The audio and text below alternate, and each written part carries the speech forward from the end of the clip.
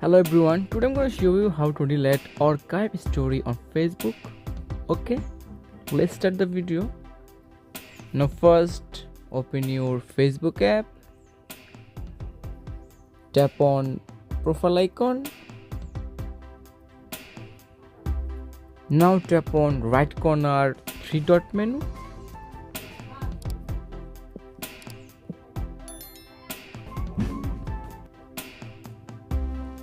Now tap on archive. Tap on story archive. Now select any story. Now tap on.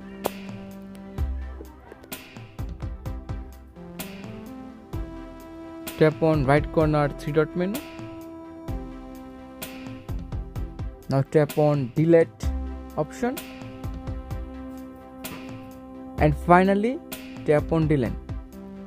And I hope delete your story archive on Facebook.